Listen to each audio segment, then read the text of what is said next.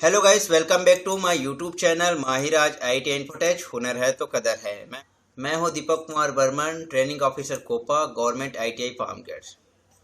तो government of India यानी भारत सरकार के अंतर्गत ministry of skill development and entrepreneurship यानी कौशल विकास एवं उद्यमिता मंत्रालय के अंतर्गत आने वाले विभिन्न योजनाओं के बारे में आज के हम इस क्लास में जानेंगे, जो सभी ट्रेनीज और सभी ट्रेड टीओ के लिए भी बहुत ही इम्पोर्टेंट है, क्योंकि इसके अंतर्गत बहुत सारे योजनाएं आते हैं जिसके बारे में हम अनभिज्ञ रहते हैं, यानी जानकारी नहीं रहता, जिस वजह से काफ़ी सारे दिक्कतें आते हैं। तो चलिए हम इस वीडियो के माध्यम से आपका सारी क्वेरीज का समाधान करते हैं और सारे योजनाओं के बारे में आपको विस्तार से समझाते हैं। तो हमारा वीडियो पार्ट वाइज रहेगा ताकि आपको पूरे डिटेल के साथ सारी चीज़ों के बारे में अच्छे से जानकारी मिल सके। चलिए वीडियो स्टार्ट करते हैं।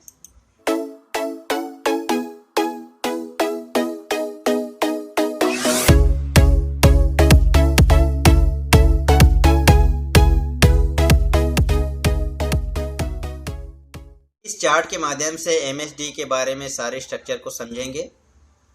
तो देख सकते हैं हमारे पास ये चार्ट है जिसमें गवर्नमेंट ऑफ इंडिया के अंतर्गत एमएसडी का कोर्सेज जो होते हैं उसको डीजीटी संभालते हैं और इसके अंतर्गत बहुत सारी योजनाएं हैं, जैसे कि आप इस चार्ट में देख रहे हैं।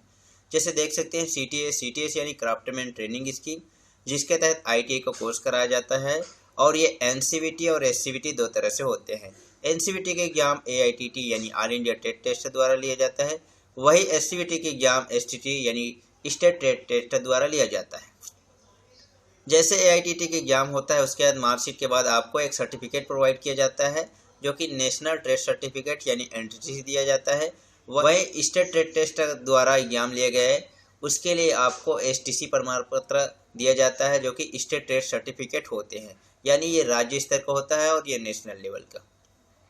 वही एटीएस यानी अप्रेंटिसशिप ट्रेनिंग स्कीम जो 1961 एक्ट भी कहा जाता है, इसके अंतर्गत नेप्स यानी नेशनल अप्रेंटिसशिप प्रमोशन स्कीम के तहत आपका कोर्स कराए जाते हैं। टीटी द्वारा इसका भी एग्जाम लिया जाता है और एग्जाम पास होने के बाद आपको एनईसी यानी नेशनल अप्रेंटिसशिप सर्टिफिकेट दिए जाते हैं। वही सीआईटीएस की बात किया जाए तो क्राफ्ट इंस्ट्रक्टर ट्रेनिंग स्कीम होते हैं और इसके अंतर्गत आपका एटीआई, सीटीआई, एनएसटीआई, एफटीआई, आईटीओटी, आरबीटीआई विभिन्न नाम है, सारे संस्थान में आपका सीआईटीएस का कोर्सेज कराए जाते हैं, जिनका भी एग्जाम आपका एआईटीटी द्वारा लिया जाता है और इसका आपको प्रमाण पत्र दिया जाता है एनसीआईसी यानी national craft instructor certificate. AITS का कोर्स एनएसटीआई यानी नेशनल स्किल ट्रेनिंग स्कीम और आईटीओटी यानी इंस्ट्रक्टर ट्रेनिंग ऑफ ट्रेनर के द्वारा ये कोर्स कराए जाते हैं। Next AVTS advance vocational training scheme, इसके तहत एटीआई में भी या आईटीआई में भी ये कोर्सेज कराए जाते हैं। डीएसटी यानी कि ड्यूअल सिस्टम ऑफ ट्रेनिंग, जिसके तहत आपको आईटीआई प्लस इंडस्ट्री की ट्रेनिंग दी जाती है। अगर आपका 1 वर्ष कोर्स है तो आईटीआई में 6 महीना और इंडस्ट्री में 6 महीने का आपको प्रशिक्षण दिया जाता है। फ्लेक्सी एमओयू, इसके तहत आपका आईटीपी यानी इंडस्ट्रियल ट्रेनिंग प्रोवाइडर के तहत आपका विभिन्न कोर्सेज करार के तहत, समझौता के तहत कराए जाते हैं।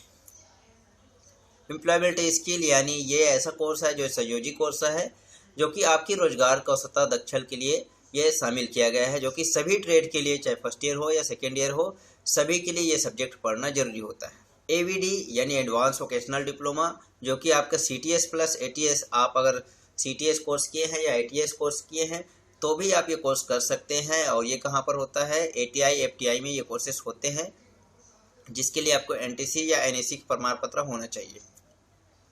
नेक्स्ट है आईएसडीएस यानी integrated skill development of scheme, इसके तहत आपका प्रधानमंत्री कौशल विकास योजना या दीनदयाल उपाध्याय ग्रामीण कौशल विकास योजना, ये कोर्सेज कराए जाते हैं, जिसका एग्जाम एसएससी द्वारा ली जाती है और एनएसडीसी द्वारा भी ये कोर्सेज कराया जाता है। तो इस तरह से ये हमारा एमएसडी के अंतर्गत आने वाले विभिन्न योजनाएं हैं। आगे हम एक एक के बारे में विस्तार से जानेंगे। तो पहला हम एमएसडी के बारे में सबसे पहले जान लेते हैं। एमएसडी को हिंदी में कौशल विकास एवं उद्यमिता मंत्रालय कहते हैं और इसका फुल फॉर्म है ministry of skill development and entrepreneurship. तो कौशल विकास और उद्यमिता मंत्रालय भारत सरकार द्वारा 9 नवंबर 2014 को स्थापित किया गया मंत्रालय है, जो देश में सभी कौशल विकास प्रयासों का समन्वय करता है। इसका उद्देश्य कुशल जनशक्ति की मांग आपूर्ति के बीच में अंतर को दूर करना है और औद्योगिक प्रशिक्षण, शिक्षुता और अन्य कौशल विकास जिम्मेदारी को 16 अप्रैल 2015 को श्रम और रोजगार मंत्रालय से इस नवनिर्मित मंत्रालय को स्थानांतरित किया गया था। जो मंत्री हैं आप देख सकते हैं, इसको पहचानते होंगे, ये माननीय श्री धर्मेंद्र प्रधान जी है, जो कि हमारा कौशल विकास एवं उद्यमिता मंत्रालय का शिक्षा मंत्री है। और ये हम माननीय श्री राजीव चंद्रशेखर जी है, जो कि इलेक्ट्रॉनिक्स और सूचना मंत्रालय में राज्य मंत्री के पद पर है। तो ये हमारे विभाग का मंत्री और राज्य मंत्री है, इसे जरूर याद रखें। तो MSD का मुख्यालय नई दिल्ली में है। दूसरा हम समझते हैं DGT के बारे में। तो DGT क्या है, DGT का फुल फॉर्म्स क्या है? तो DGT का मतलब होता है डायरेक्टरेट जनरल ऑफ ट्रेनिंग, यानी हिंदी में कहा जाए तो प्रशिक्षण महानिदेशालय। अब इनका काम को भी समझते हैं। इनका काम क्या होता है? ये व्यावसायिक प्रशिक्षण से संबंधित कार्यक्रमों के लिए राष्ट्रीय स्तर पर विकास तथा समन्वय हेतु कौशल विकास एवं उद्यमिता मंत्रालय में प्रशिक्षण महानिदेशालय एक शीर्ष संगठन है। ठीक है, कुछ मुख्य कार्य है जैसे कि व्यावसायिक प्रशिक्षण हेतु समग्र नीति बनाना, मानदंड तथा मानक तैयार करना, शिल्पकारों तथा शिल्प अनुदेशकों के मामलों में प्रशिक्षण की सुविधाओं में विविधता लाना, उन्हें अद्यतन तथा विस्तार करना, विशेष रूप से स्थापित प्रशिक्षण संस्थानों पर विशिष्ट प्रशिक्षण तथा अनुसंधान की व्यवस्था तथा आयोजन करना। शिक्षुता अधिनियम 1961 के अंतर्गत शिक्षकों के प्रशिक्षण का पैमाना लागू करना, उसका नियमन तथा विस्तार करना, महिलाओं के लिए व्यावसायिक प्रशिक्षण कार्यक्रम आयोजित करना, अनुसूचित जातियों, अनुसूचित जनजातियों तथा दिव्यांगों के वेतन, रोजगार तथा स्वरोजगार हेतु सामर्थ्य बढ़ाने में सहायता करना। DGT का मुख्यालय कहाँ पर है? नई दिल्ली पे है। और DGT के डायरेक्टर जनरल कौन है? ये एडिशनल चार्ज पे है श्री अतुल कुमार तिवारी जी, और इसके डायरेक्टर है श्री अनिल कुमार जी। तो ये था DGT का कुछ कार्य जो MSD द्वारा सौंपा गया है। तो ज़्यादातर जो कार्यभार देखा जाता है वो DGT द्वारा ही की जाती है। तीसरा हम समझते हैं CSTRI। CSTRI क्या है, इसको भी अच्छे से समझ लेते हैं। तो CSTRI का फुल फॉर्म होता है central staff training and research institute, जिसे हिंदी में कहा जाता है केंद्रीय कर्मचारी प्रशिक्षण और अनुसंधान संस्थान। केंद्रीय कर्मचारी प्रशिक्षण और अनुसंधान संस्थान यानी CSTRI की स्थापना साल 1968 में सरकार द्वारा की गई थी।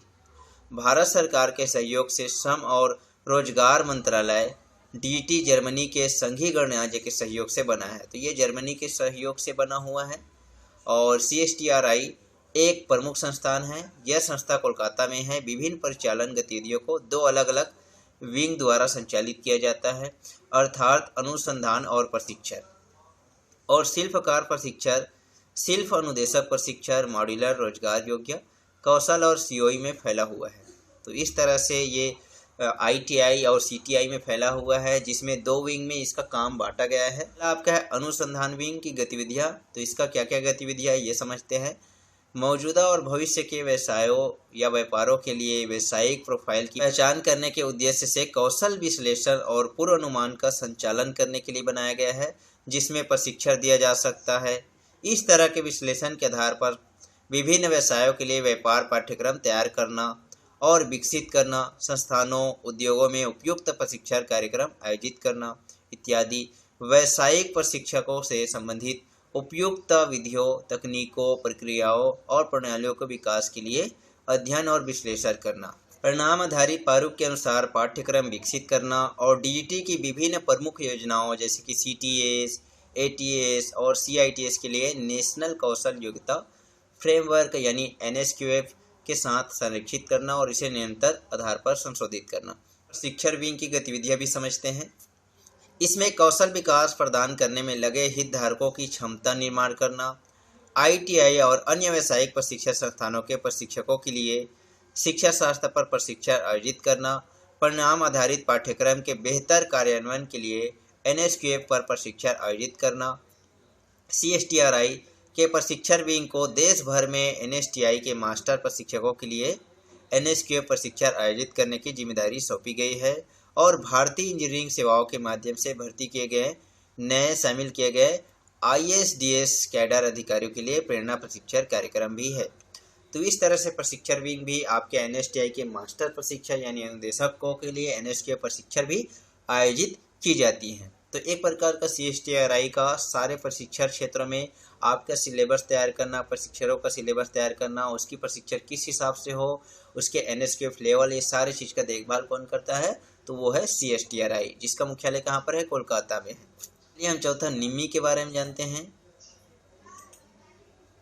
तो निम्मी का मतलब होता है नेशनल इंस्ट्रक्शनल मीडिया इंस्टीट्यूट, यानी हिंदी में कहा जाए तो राष्ट्रीय अनुदेशात्मक मीडिया संस्थान। राष्ट्रीय अनुदेशात्मक मीडिया संस्थान यानी निम्मी को केंद्रीय अनुदेशात्मक माध्यम संस्थान के नाम से भी साल 1986 में भारत सरकार के श्रम मंत्रालय के अधीन रोजगार एवं प्रशिक्षण महानिदेशालय के एक अधीनस्थ कार्यालय के रूप में एक कार्यपालक एजेंसी यानी GTZ द्वारा जर्मन सरकार की सहायता से स्थापित किया गया था। इसकी क्या क्या क्रियाकलाप है ये अच्छे से समझ लेते हैं। जैसे कि अनुदेशात्मक सामग्री का विकास करना, प्रश्न बैंक का विकास करना, यहीं से आपका प्रश्न बनता है, याद रखिएगा। IMPs का हिंदी तथा अन्य प्रादेशिक भाषाओं में अनुवाद करना, अनुदेशकों के लिए जागरूकता प्रशिक्षण स्थापित करना, ऑनलाइन शिक्षण यानी IMP का डिजिटल रूपांतरण और IMP के लिए इस शिक्षण मॉड्यूल तैयार करना, जैसे कि भारत स्किल, निम्मी मॉक टेस्ट इत्यादि इसी का है। वीडियो निर्देशात्मक कार्यक्रम का विकास करना, अंतिम दक्षता का विकास करना, मीडिया विकास प्रशिक्षण और उत्पादकों का मुद्रण प्रकाशन तथा विपणन तैयार करना। इस तरह से निम्मी का भी काफ़ी सारे काम हैं जो हमारा प्रश्न बैंक तैयार करते हैं, हमारा पाठ्यक्रम तैयार करते हैं, ऑनलाइन स्टडी मटेरियल तैयार करते हैं, भारत स्किल और निम्मी मॉक टेस्ट इत्यादि ये सब निम्मी का ही देन है। तो निम्मी जो है चेन्नई में है और यही से सारा कार्यभार देखा जाता है। तो इस तरह से हमारा DGT, MSD, निम्मी और CSTRI इन सब का मुख्य रूप से विभिन्न प्रकार के अलग अलग कामों को बांट दिया गया है। तो आई होप आपको ये वीडियो अच्छे से समझ में आया होगा, बहुत ही इन्फॉर्मेटिव लगा होगा। आगे हम जितना भी चार्ट में आपको बताए थे उनके बारे में एक एक पार्ट वाइज वीडियो बनाएंगे ताकि आपको एक एक चीज़ों के बारे में बारीकी से समझ में आ सके और आप अच्छे से वीडियो देखेंगे। आपको रिपीटेड वीडियो देखना होगा, तभी जाकर आपको पूरे डिटेल से अच्छे से समझ में आएगा। चलिए मिलते हैं नेक्स्ट वीडियो पर, नेक्स्ट टॉपिक पर। धन्यवाद।